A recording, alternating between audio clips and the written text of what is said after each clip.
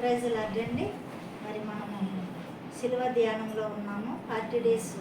మరి కొంతమంది మాంసము చేపలు తినడం, కొంతమంది ఏ నిష్టలో మరి నిర్ణయిస్తుంటారు. కానీ అసలైంది ఏంటంటే మన పాపాలను వదిలిపెట్టుకోవాలా. ఈ శిలువ ధ్యానంలో పశ్చాత్తాపడాల. మన పాత రోత జీవితాలను ఆయన రక్తంలో కడుగుకోవాలి. అది నిజమైనటువంటి ఆ యొక్క లెంటన్ డేస్ అంటే కదా.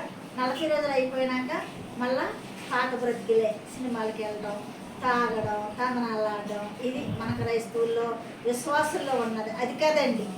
మనము నిజంగా మారు మనసు పొందినట్లయితే పాపం వైపు చూడము, దుష్టక్రియలు చేయము, లోకంతో సాంగత్యం చేయము. అందుకే ఆయన నశించిన దానిని వెదకి రక్షించడానికి ఈ లోకానికి వచ్చాడు. నీ కొరకు, నా కొరకు ఆయన ప్రాణాన్ని అర్పించాడు. కాబట్టి మనము మారదామండి. ఇప్పటికైనా మారదాం. ఆయన రాకడ ఎందుకు ఆలస్యం అవుతుందంటే నా బిడ్డలేక మార్పు చెందుతారు, నా బిడ్డలేక పరిశుద్ధపరచబడతారు అని ఆలస్యం చేస్తున్నాడు. కాబట్టి మనం మారు మనసు పొంది మన రక్తంతో మన పాపాలను కడుక్కొని శుద్ధి చేసుకొని నూతన జీవితం జీవిద్దామండి. ఒక్క కోరస్.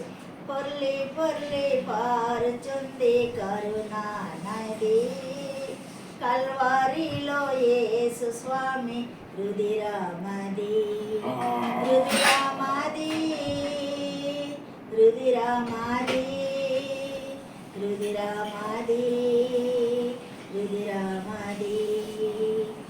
రక్తము సిందించకుండా పాపము పోదు, పాపము పోదు, పాపము పోదు. ఆ ముక్తిదాత రక్తమందే జీవము కలదు, కలదు జీవం, కలదు జీవం, కలదు జీవం, కలదు జీవం.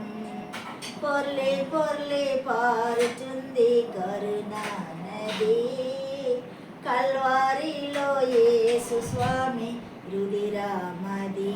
అవునండి, ఆ ముక్తిదాత రక్తం సిందించకపోతే మనకు ముక్తి లేదు.